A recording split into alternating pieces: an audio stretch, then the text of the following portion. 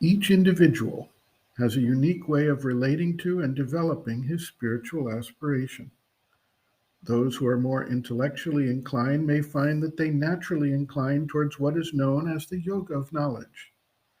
Those who have a nature more inclined to devotion and emotional expression may take up the yoga of love and devotion. Those who have an active vital nature will probably find that the yoga of works is the best path. Some believe that these choices are fixed for an individual by their nature for an entire lifetime.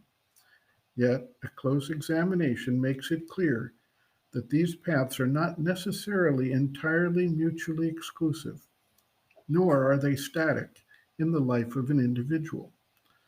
There may indeed be a leading power of the nature that predominates, but that does not exclude the action of the other powers. Indeed, the further one progresses, the more the elements of the other paths may become active. Further, as the nature develops and old obstacles in the nature are removed or ameliorated, one may find an opening to another path as the spiritual development occurs.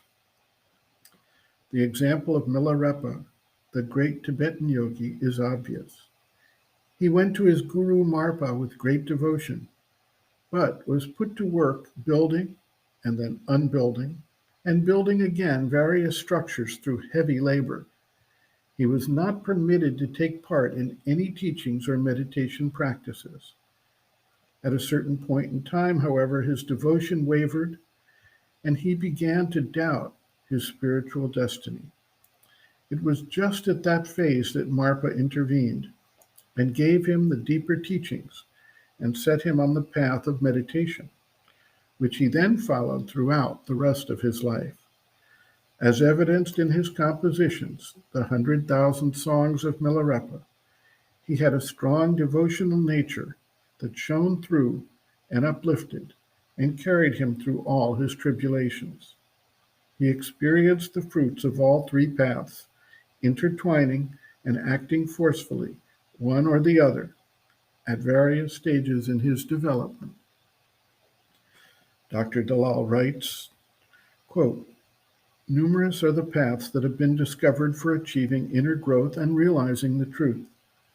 The various psychological paths may be classified into three broad types, corresponding to the three basic psychological aspects of the human makeup.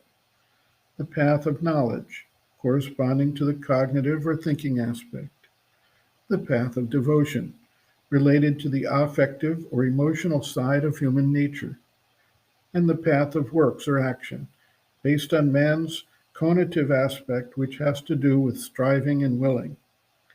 Almost all paths contain elements of each of the three broad types just mentioned, though one particular type element, knowledge, devotion, or works, may predominate. The seeker is drawn to one path or another depending on what predominates in one's psychological makeup.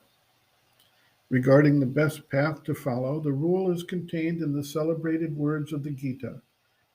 Better is Swadharma, the law of one's own being, even though itself faulty, than an alien law well wrought out. Death in one's own law of being is better. Perilous it is to follow a law foreign to one's own nature. Chapter 3, verse 35. End quote. Reference, Sri Aurobindo and the Mother, Growing Within, the Psychology of Inner Development, Introduction, pages Roman 18 to Roman 19.